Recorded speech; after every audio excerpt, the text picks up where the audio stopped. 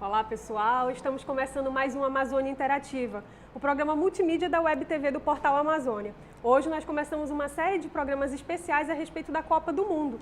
E nós não poderíamos começar por outra coisa que não fosse segurança. E para falar a respeito da segurança neste grande e inédito evento aqui na nossa cidade, nós temos a presença do Coronel Dan Câmara, que é o secretário executivo adjunto de segurança para grandes eventos. Coronel, muito obrigada por você ter aceitado o nosso convite. Obrigado. Estamos aqui à sua disposição. Obrigada.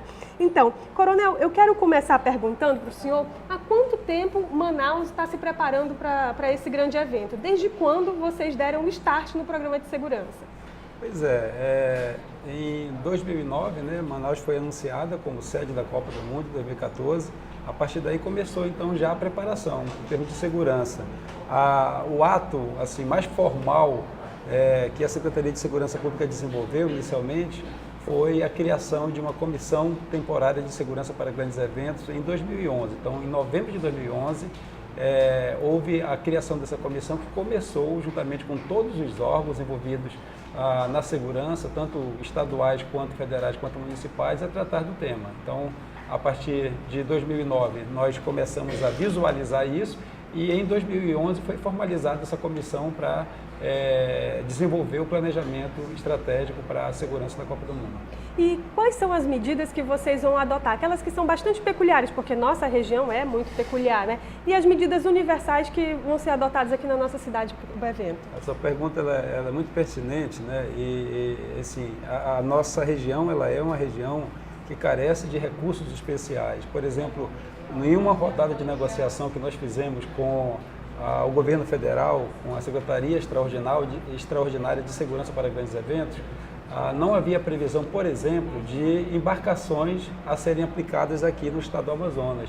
E com a negociação que nós fizemos lá, nós adquirimos 12 embarcações que vão estar atuando justamente para patrulhar os nossos rios. Então esse é um diferencial bem peculiar do estado do Amazonas, né? Um outro diferencial do nosso planejamento é que nas variáveis de ameaça consideradas para a operação de segurança, por exemplo, não estava previsto a questão da convulsão do sistema prisional. E nós entendemos que, havendo qualquer tipo de situação diferenciada no sistema prisional, nós teremos que deslocar recursos que estariam disponíveis para a segurança da cidade e para a segurança da operação para atender a esse recurso. Então, é um diferencial no nosso plano de segurança para a operação.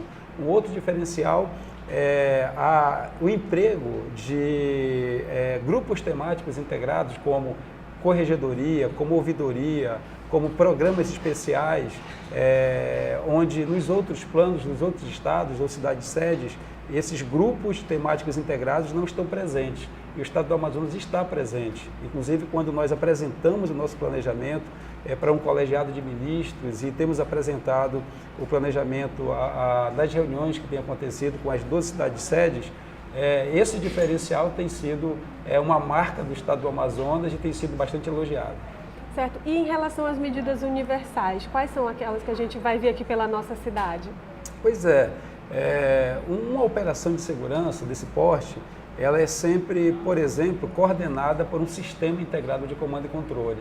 Então, é uma premissa, né, internacional a coordenação integrada dessa operação, começando por uma arquitetura de comando e controle em âmbito nacional. Então, nós temos, no governo federal foi criado aí um Centro Integrado de Comando e Controle Nacional, que está em Brasília. Esse Centro Integrado de Comando e Controle Nacional, ele se reporta a um Centro de Defesa Cibernética, a uma coordenação de defesa diária, que é a nossa Defesa Nacional, a um Centro de Inteligência Nacional e também a um Centro de Coordenação e Cooperação Policial Internacional. Esse é um diferencial.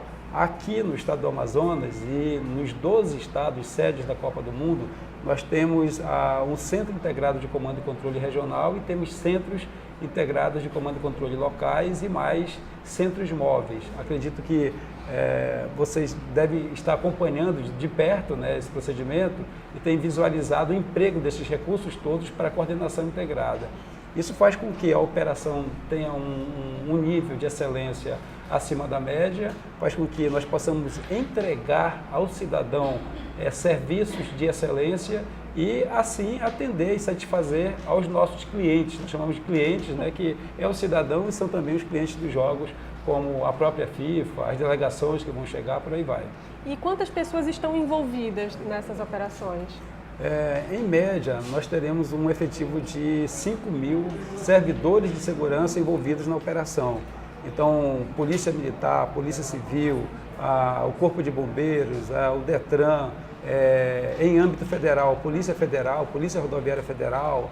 No caso do município, teremos a Manaus Trans, Secretaria Municipal de Transportes Urbanos, a Guarda Municipal e outros órgãos, né, no caso da Defesa, porque nós trabalhamos com 3 eixos de segurança. Segurança pública, Defesa Nacional e o eixo de inteligência.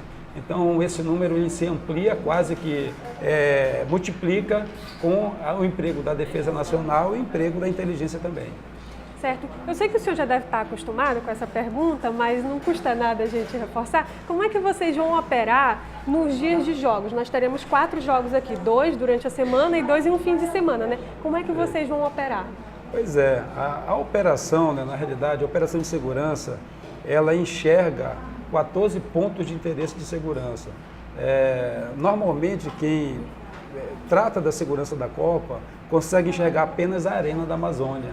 Mas a operação ela contempla 14 pontos. Então, nós temos o porto, temos o aeroporto, temos a rodoviária, nós temos os hotéis onde as delegações vão ficar, nós temos os turistas que chegarão a Manaus. Nós precisamos, por exemplo, guarnecer melhor, policiar melhor o nosso centro turístico. A Secretaria de Cultura lançou um pacote de eventos para 18 aparelhos urbanos. Então, esses aparelhos urbanos precisam estar policiados. Então, é todo um conjunto, sabe, de pontos de interesse para a Copa. No caso da Arena, nós vamos focar o policiamento a partir de perímetros estabelecidos. Então, nós temos o perímetro de segurança pública, que é chamado de perímetro externo imediato. Nós temos o perímetro de segurança, que é delimitado pela cerca da Arena, da Amazônia, e nós temos um perímetro interno que é delimitado a partir da estrutura física da própria Arena. E em cada perímetro desse, nós vamos aplicar recursos integrados de segurança, inclusive no perímetro interno a previsão de emprego de segurança privada que é contratada pela própria FIFA. A FIFA traz a própria segurança dela, Coronel? Existe uma contratação, esse modelo é um modelo mundial. A partir da Eurocopa aconteceu um incidente onde existe um relatório chamado relatório Taylor, né, que fez com que toda a segurança nos estádios mudasse. Então, a concepção, o modelo de segurança aplicado nos eventos Copa do Mundo, os eventos FIFA, ele envolve, em um primeiro estágio, a aplicação da segurança privada, que é contratada pela FIFA. Em segunda resposta, a aplicação da segurança pública, aí Polícia Militar, Corpo de Bombeiros, Polícia Civil, ostensivo, porém desarmado.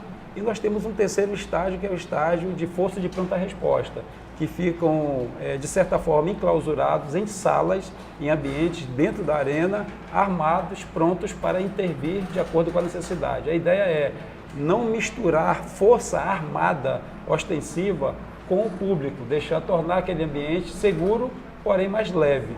Mas havendo a necessidade de ter força de pronta resposta para atender a essa demanda. E as pessoas que vão assistir os jogos, eu inclusive vou assistir 2, nós seremos revistados lá na entrada do estádio? Como é que isso daí vai funcionar? Olha, existe uma legislação, né, que regula o acesso de pessoas aos estádios e os objetos de uso permitido ou de uso proibido.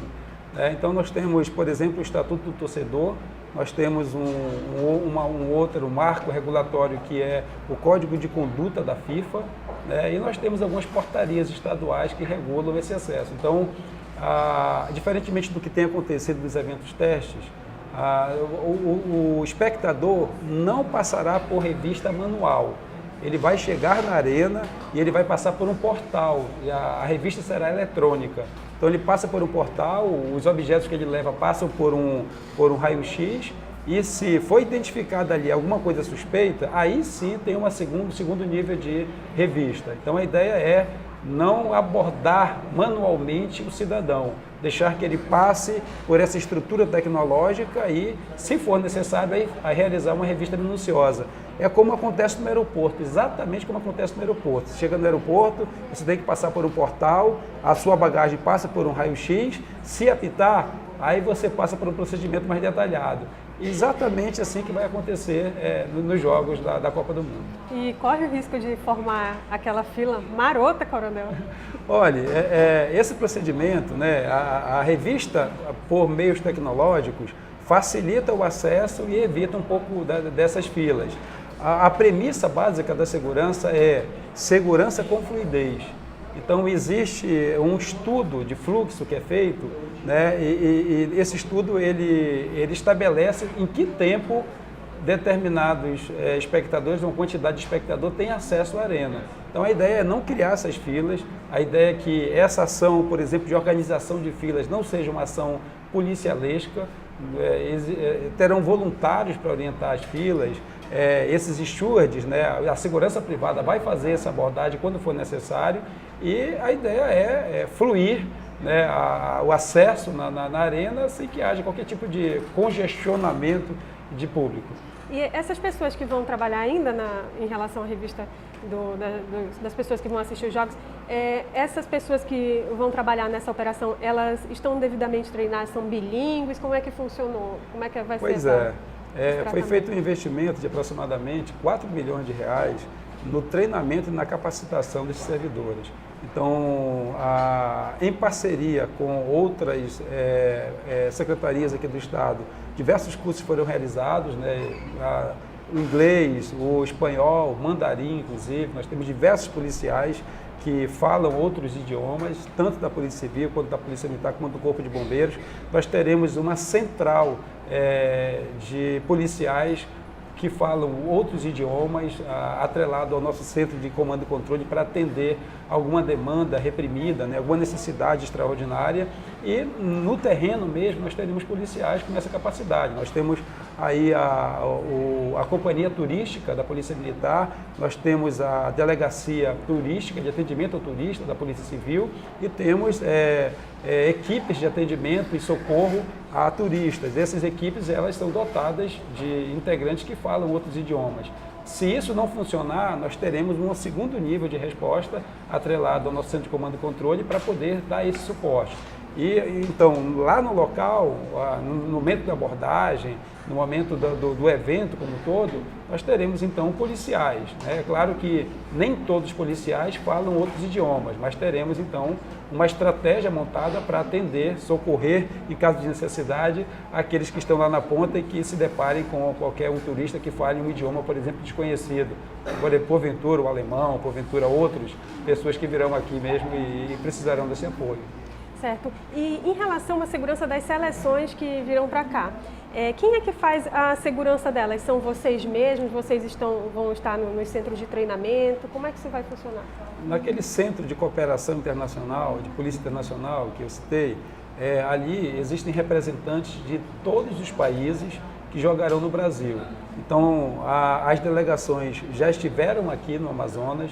Nós recebemos os Estados Unidos, recebemos a Itália, recebemos Portugal, recebemos a Inglaterra, conversamos com eles, está estabelecido esse link, né? A segurança das delegações vieram aqui, no entanto, a segurança no Brasil, quem realiza é a equipe de segurança brasileira. Então, a Polícia Federal, a Polícia Rodoviária Federal, nós temos aí uma equipe que acompanha cada delegação dessa, nós temos uma equipe de spotters chamados que vão estar na arena, realizando também esse acompanhamento discreto das delegações e esse sistema vai fazer com que a segurança aconteça. Então, a segurança propriamente dita, aqui quem oferece é o Brasil, quem oferece é o Estado do Amazonas. Porém, nós teremos seguranças dos chefes de Estado, das delegações, que normalmente os acompanham, principalmente a delegação dos Estados Unidos, que traz uma estrutura muito forte de segurança. É mesmo? Fala mais pra gente a respeito dessa estrutura. Eles, devido aos Estados Unidos, né, quando chegam em qualquer local, eles trazem alguns benefícios, mas trazem com eles todas as ameaças. né? Então, essas ameaças aí, nós temos variáveis de ameaça, como, por exemplo, atentado terrorista, essas coisas todas. Nós estamos mapeando isso tudo e não temos nenhum risco acima da média.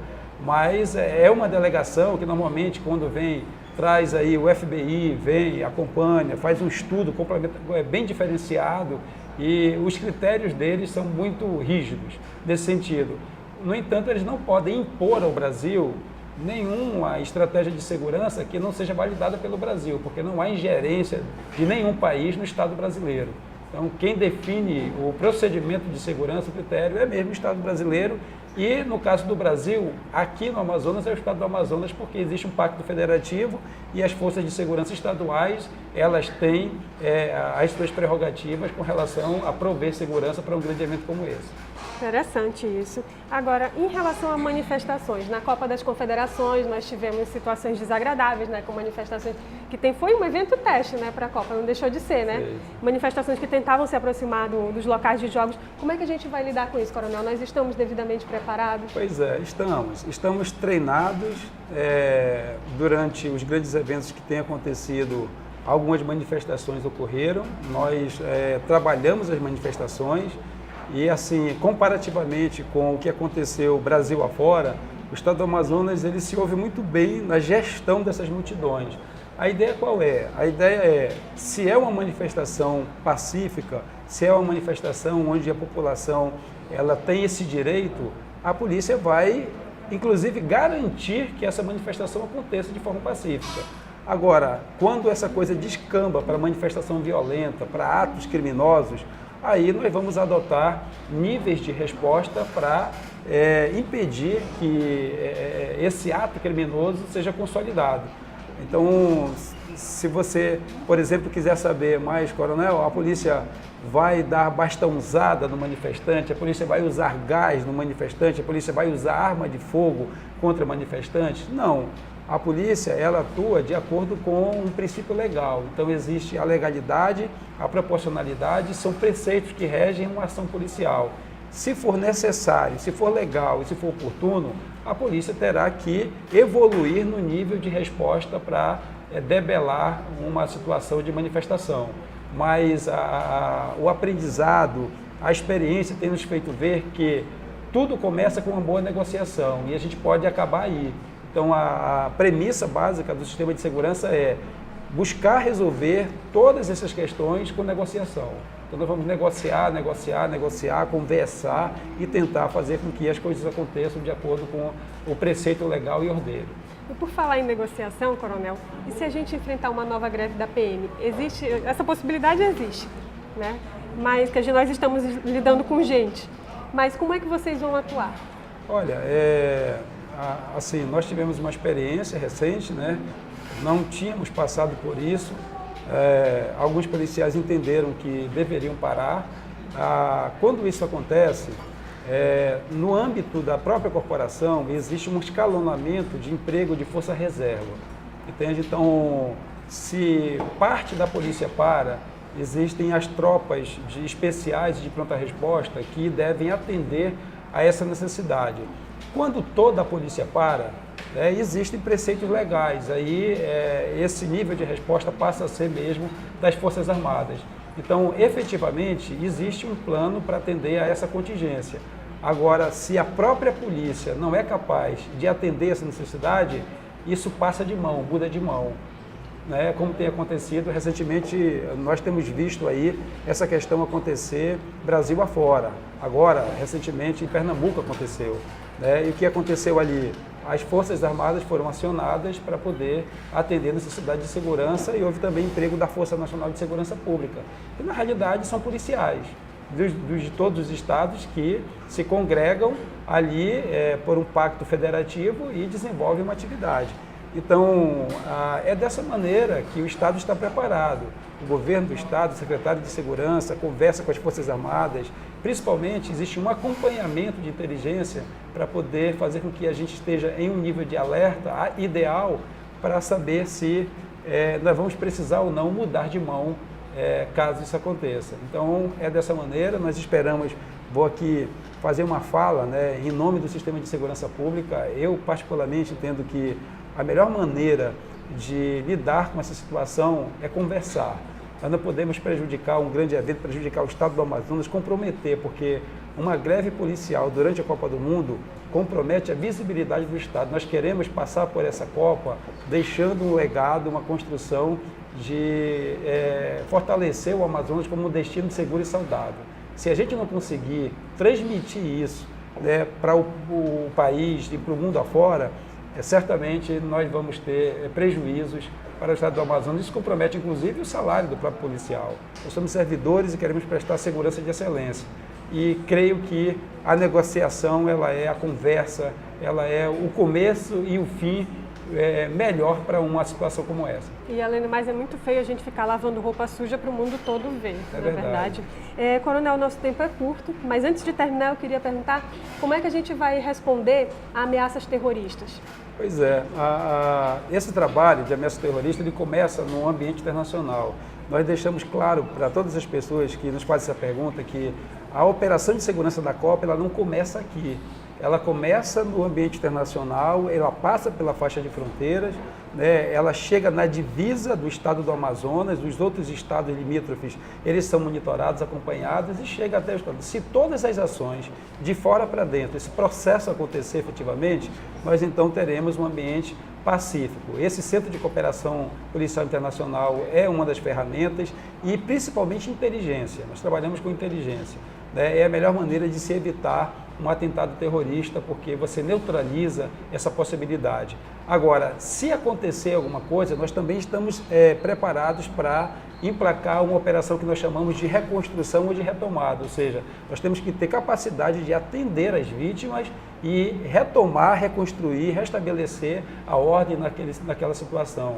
Boston, por exemplo, nada disso foi capaz de impedir que acontecesse o atentado. Justamente. Mas houve uma operação de retomada, de investigação rápida e aquilo foi, enfim, restabelecida a ordem, a paz e a segurança, né? Então, é dessa maneira que nós estamos preparados. Impedir e se fugir ao nosso controle, essa capacidade, nós temos que ter capacidade de prestar o atendimento necessário ao cidadão e restabelecer a segurança, a paz, a ordem e a satisfação do cidadão nesse ambiente também. Tá certo. Coronel, antes de terminar, eu gostaria que o senhor fizesse as considerações finais, falasse qual vai ser o maior legado para a segurança pública. O senhor, como homem experiente que já esteve à frente da nossa PM, participou do PAN, né? Nós estávamos conversando aqui antes do programa conversar. Qual vai ser o maior legado para a segurança pública do nosso país? Olha, o fato de nós estarmos aqui, de eu estar aqui conversando com você, estar aqui transmitindo essa mensagem para os seus telespectadores, tá, já é um grande legado, no meu entendimento, essa capacidade de nós nos entendermos, né, de integração. A integração é uma palavra de ordem em termos de legado. Mas a integração ela pode acontecer entre as forças de segurança, ela pode acontecer com as forças de segurança e a sociedade, com as forças de segurança e a mídia em geral. Então eu penso que isso está acontecendo, esse é o maior legado, integração. Agora, nós temos todo o investimento que está sendo feito em segurança pública, isso visa a Copa também. O Estado do Amazonas, por exemplo, já está trabalhando no modo legado, porque a Secretaria Extraordinária de Segurança e a Secretaria Executiva de Segurança para Grandes Eventos já é um legado. A Secretaria foi reorganizada por força de lei e tem uma Secretaria Executiva que trata apenas de grandes eventos, para poder dar qualidade no atendimento ao público. Então, nós temos vários legados de investimento, legados de marco regulatório, legados de integração, de interação com a comunidade e o exemplo que nós queremos dar para o Brasil. A missão estabelecida no nosso plano estratégico, que é 2013-2015, é oferecer ao Estado do Amazonas serviços integrados de segurança ostensiva, judiciária, socorro, trânsito, defesa civil e inteligência em nível de excelência. Então nós queremos cumprir essa missão e deixar aí um grande legado para os próximos grandes eventos que virão. Tá certo, obrigada pelo senhor ter vindo mais uma vez, tá? E eu quero pedir a vocês que continuem nos acompanhando pelo portal Amazônia.com. Acessem as matérias que vocês mais gostarem, comentem no Facebook. Nós estamos nas redes sociais Facebook, Twitter e Instagram. Deixe o seu comentário, mande a sua sugestão de pauta. Também quero convidar você a mostrar a Amazônia pelo melhor ângulo, que é o seu. mande sua foto, seu registro da Amazônia, da Copa na Amazônia para minhaamazônia@portalamazônia.com ou marque nas redes sociais com a hashtag MinhaAmazônia. É isso, tenham todas uma excelente semana e até sábado que vem.